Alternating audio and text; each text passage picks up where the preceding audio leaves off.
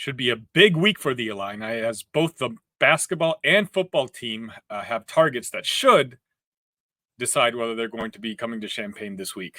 How am I feeling? Let's do a vibe check. Locked on Illini. Let's go.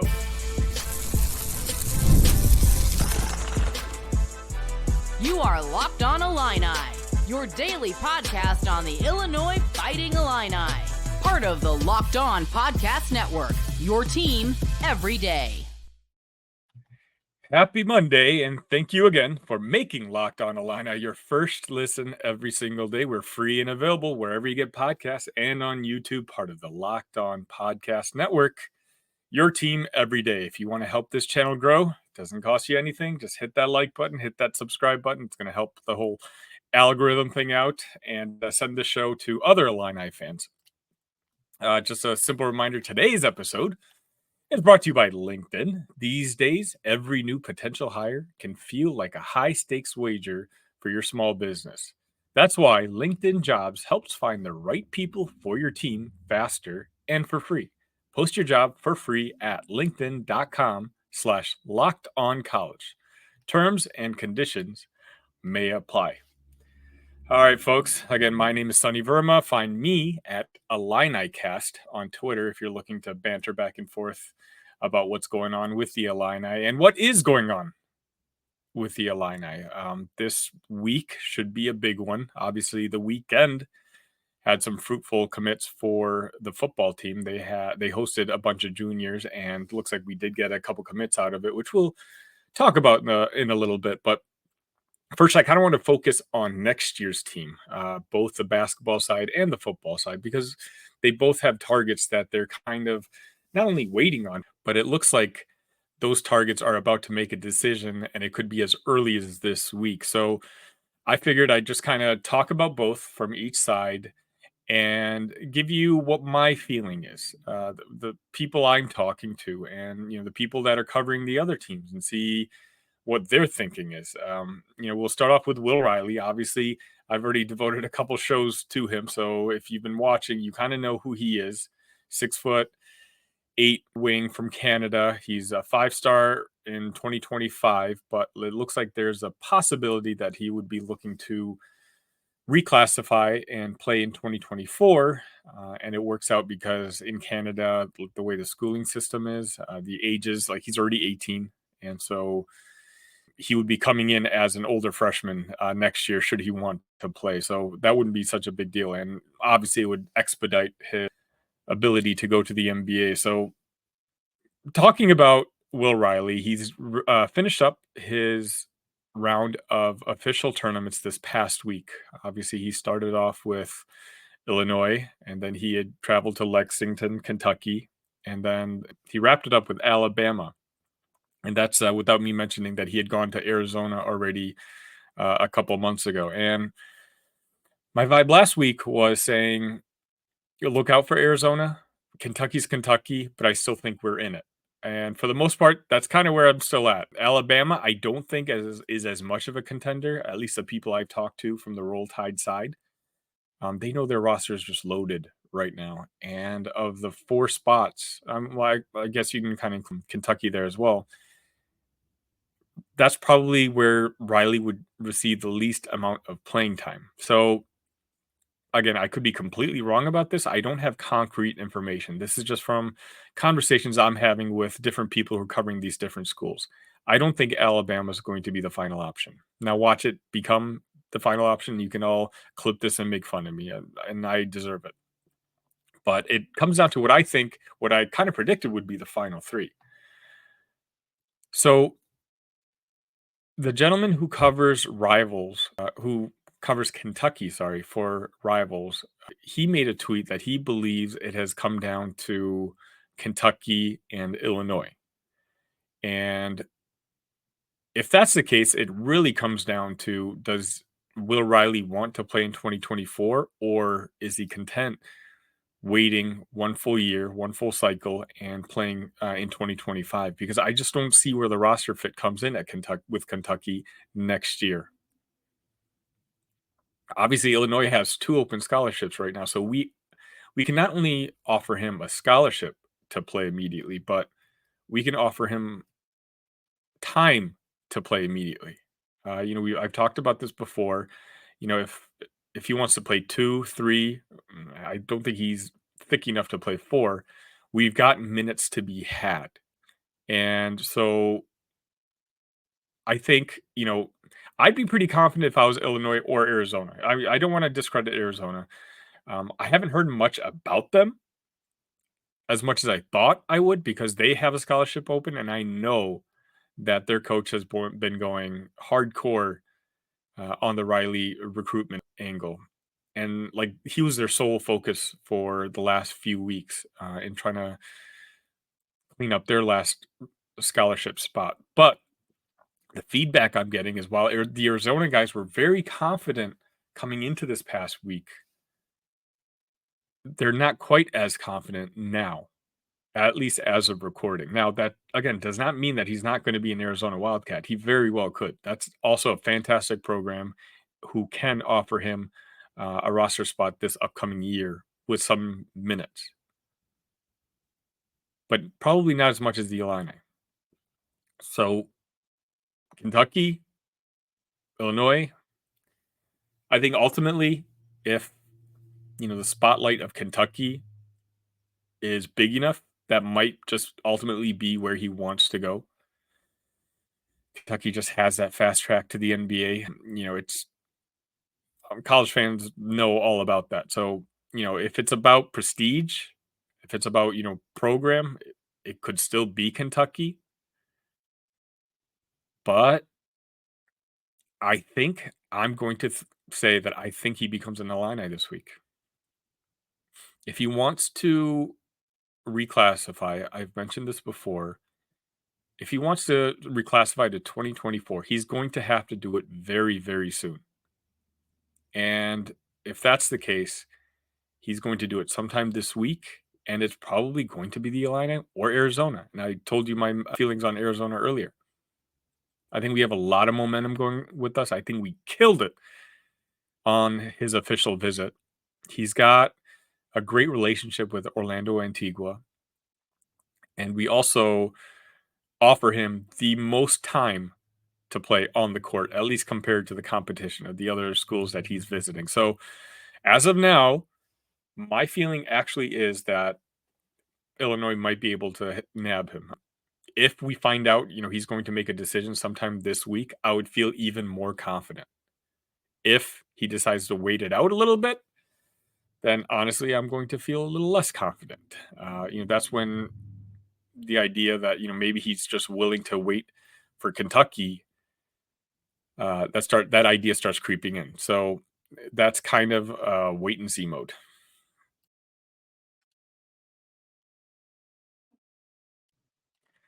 Folks, when you're hiring for your small business, you want to find quality professionals that are right for the role. That's why you have to check out LinkedIn Jobs. LinkedIn Jobs has the tools to help find the right professionals for your team faster and for free. LinkedIn isn't just a job board. LinkedIn helps you hire professionals you can't find anywhere else. Even those who aren't actively searching for a new job might just be open for the perfect role. In a given month, over 70% of LinkedIn users don't visit any other websites. So if you're not looking on LinkedIn, you're looking at the wrong place. On LinkedIn, 86% of small businesses get a qualified candidate within 24 hours. Hire professionals, like a professional, on LinkedIn. Post your job for free at linkedin.com/lockedoncollege. That's linkedin.com/lockedoncollege.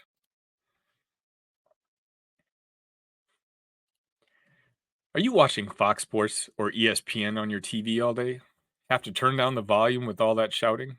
Make the switch to Locked On Sports today, a free 24/7 sports streaming channel programmed for you every day to bring you the biggest stories without all the screaming.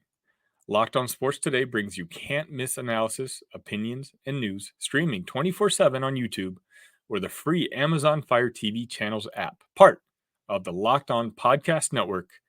Your team every day. Now, on the football side, uh,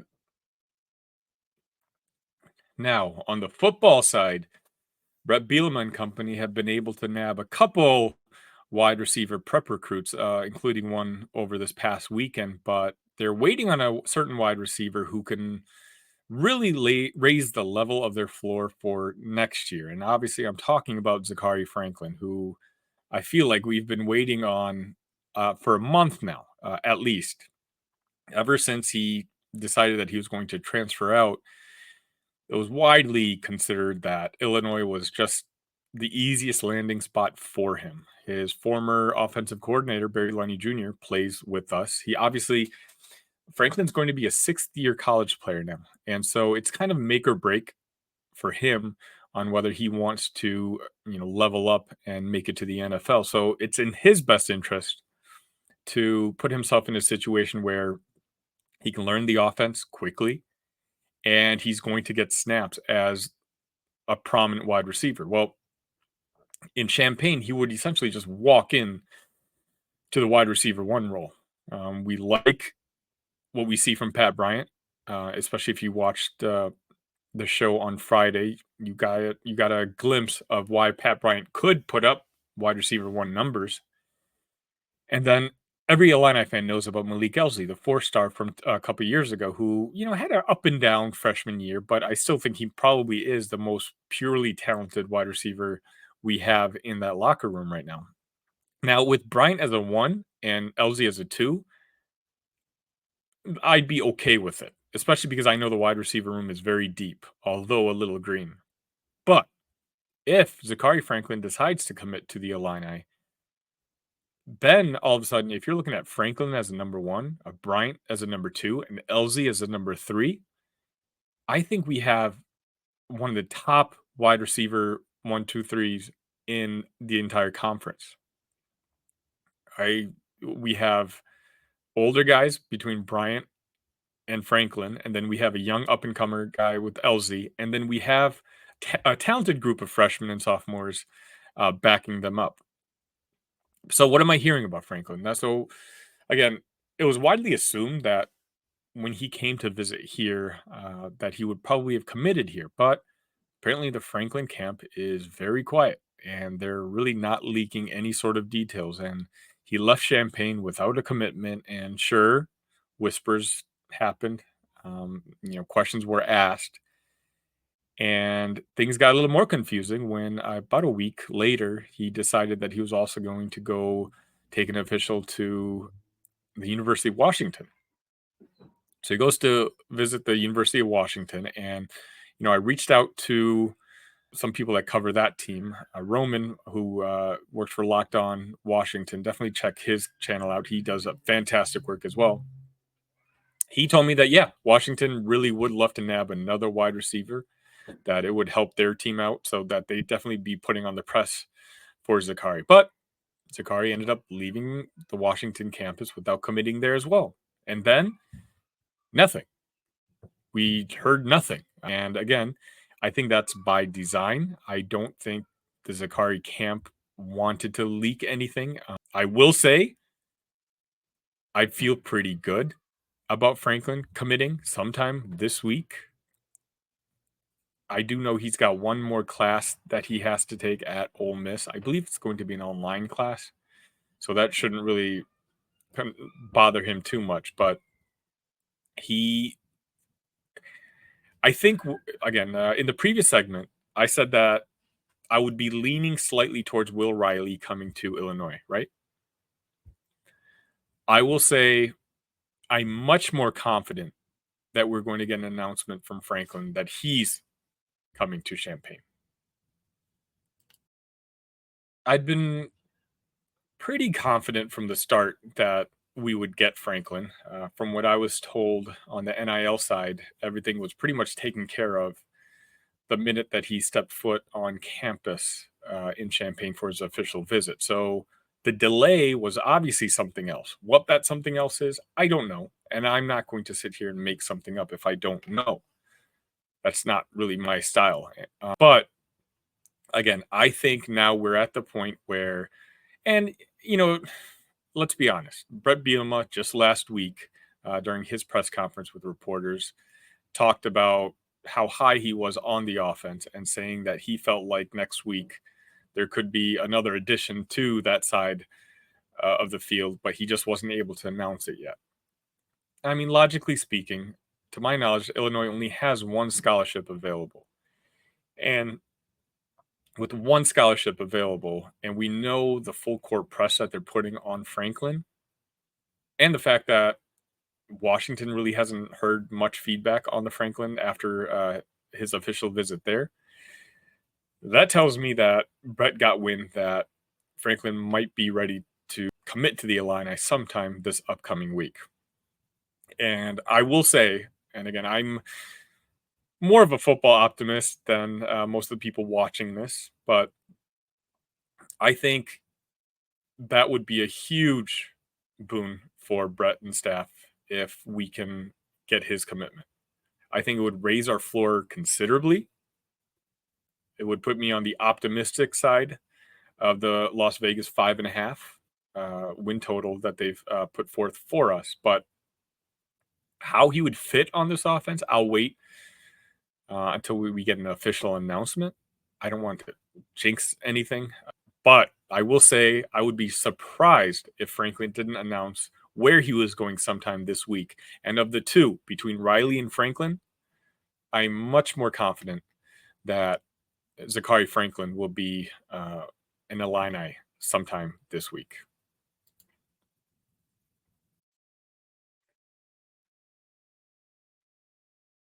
It was a big recruiting weekend for the football team this past weekend as they hosted what they hope will be a bunch of future Illini over the weekend. And at least as of this recording, they were able to nab their 7th and 8th recruits for the 2025 season. I'll start off with wide receiver Davion Chandler. Davion is a 6 foot, 170 pound wide receiver from Indianapolis. He held offers from Indiana, Wisconsin, Iowa, Michigan State, Purdue, Louisville, Kansas, Boston College, and West Virginia. Huge. I mean, those are the type of teams you want to compete with for recruits. Now, I feel like for the last couple of years, not last couple of years, maybe a little beyond that, but we're no longer fighting the MAC schools for these players. So we're fighting other teams at our level. And guess what? We're winning those battles. And you know what? Who won this battle? Justin Stepp, our brand new wide receivers coach. Obviously, when we lost George McDonald to Ole Miss, there was questions on, whether we'd be able to keep that wide receiver room because McDonald has done a fantastic job producing NFL players in that locker room. The Stepp hire was pretty well recognized, and Stepp is the second wide receiver already that has committed to Justin Stepp just this cycle. And again, what that does, it deepens the talent pool of a wide receivers room, which I think is one of the more talented groups that we've had in a very, very long time. As is, our wide receivers room is already pretty big. What Chandler's going to do is essentially provide more speed. He's not big enough yet. Again, I mentioned 6 foot, 170 pounds. He needs to gain a little weight, a little size in order to really make an impact on the football field. So I don't expect to see him play very much, if at all, next year. But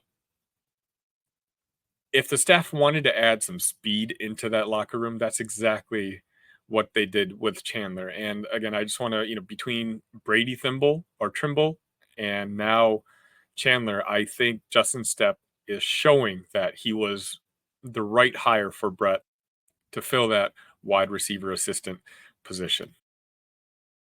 Now, while I've been pretty happy with the way the wide receiving core has been recruited, at least that position, I probably wouldn't say the same for the defensive line. So that's why the other commitment from this weekend, a 3-star Homewood Flossmoor prospect, Cameron Brooks, was another big one. Now, again, this is a battle that they won over programs of the likes of Kansas, Kansas State, Iowa, Indiana, and Cincinnati. Again, real teams, the kind of teams that you're going to be competing with, season in and season out. And what's nice to see is Illinois continues to make solid inroads in securing the commitments from their home state. Brooks was a number 24 rated player in Illinois, and he's the 5th commitment we've already gotten this season, or at least for the future recruiting class, which of course includes Andre Lovett, Braden Trimble, who I mentioned earlier, Michael McDonough, and quarterback Carson Boyd. Now, are these huge victories? Probably not. I mean, ultimately, you want to aspire for higher than the number 24 guy in the state of Illinois. But what's nice, again, is that we're going after athletes that are wanted by other teams. And under the previous regime, we weren't even involved, much less winning these guys over. So Brett, obviously made a huge insistence and huge, basically, game plan on recruiting that he wanted to work on this. And he's continuing to show that it wasn't all talk. And high school coaches in the state are starting to listen. And as of now, again, it's only 2 recruitments that we've had over the weekend. I'm sure they were hoping for 1 or 2 more, but the official visits just ended. And we'll see. We'll see what happens. If we can get another 2-3 guys from this visit. Right now, I'm sure if you guys are on X or Twitter, all these schools are hosting people this particular weekend. So you're seeing a lot of people commit. College football has become a game of musical chairs, where sometimes you just get caught up in the momentum of other people recruiting and knowing that you just want to lock down your spot. A lot of that is happening, but that doesn't mean it's happening for everyone. Some people are going to wait and see what their options are. So 8 commitments down for the Illini, and I do think that our class is on its way up. We're going to have fewer scholarships this season. So I will also say on the same boat that Brett and staff are going to be a little bit more picky with who they decide to sign this coming season. They may go and wait for the 4-star as opposed to letting the 3-star commit so early. They might just be in more, of a waited out type of scenario. Brett's been able to recruit a good foundation, in my opinion, since he's been here, but kind of lacked star power. And I do think that this year, Brett and the staff are going to kind of try to change that. They're going to go a little more aggressively for more of the talented players. And I think they're going to be willing to wait it out to see if they can get them. That just about wraps it up. I'm seeing the time here. I wanted to get to the Jeremiah Fears and Morez Johnson and how they performed in the Team USA final, but that just means I can save it for another day. We'll kind of circle back on that. Again, on your way out, please hit that like button. Please hit that subscribe button. And if you're watching this on YouTube, find me on your favorite podcast app and hit the subscribe button there. And if you're listening to this on a podcast app, do the same with YouTube. Again, it costs you guys nothing, but it really helps this channel out. I mean, the fact that this is only my, 3rd full week, I think, that I'm starting, and I'm almost at 300 subscribers. You guys are not only blowing me away, you guys are blowing Locked On away. A lot of people were clamoring for a Locked On Illini channel, and they waited a bit, but you're kind of showing them that they made the right choice, and I sincerely appreciate that. But that's it for today. I'll be keeping my eyes and ears out to see if we have any commitments. Again, follow me at IlliniCast if you want to see me go live. I will after any meaningful commitments that we happen to have. But until then, I'll see you guys on Tuesday. ILL. Love you guys.